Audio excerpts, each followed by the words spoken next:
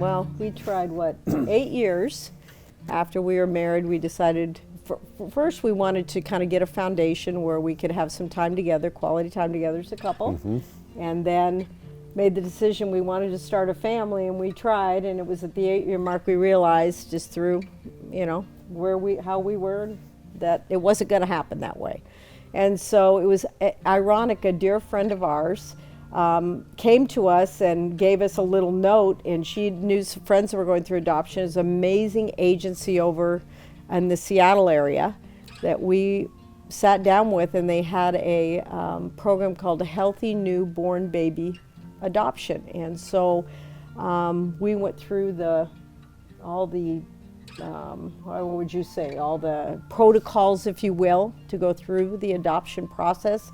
And because at the time we had built our business to a significant level, Bob and I didn't have jobs anymore that we had to go, still building our business, but we had the time and the freedom to be over there and be available because we lived here in the Spokane area to go over. And we were the fastest couple. That adoption agency had been around 48 years. We were the fastest couple to get through all the protocols. Within 30 days, we had everything filled, all the home studies done, and 30 days later, we had our newborn little baby Morgan come into our life. It was awesome. And then 18 months later, we had Dylan. And then she goes, honey, the relinquishing birth mom, she said to us, she goes, I want to have a face-to-face meeting at 2 years old.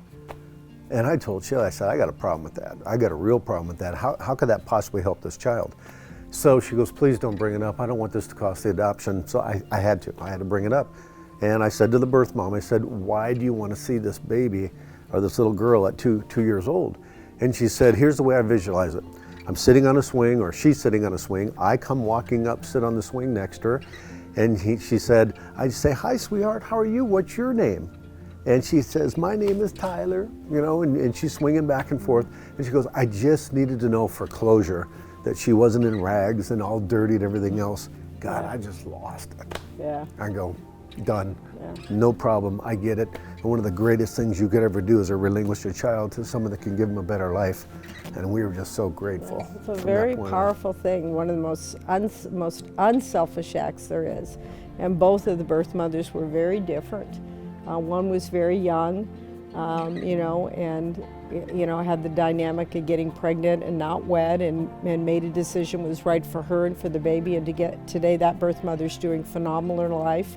And then another had 3 children and was in her 30s, and it just was a better decision. They did what was best for that child, and what a blessing to us. And we're so grateful for that they made those decisions, and that we have those 2 wonderful children that are 26 and 25 today. It's crazy, yeah.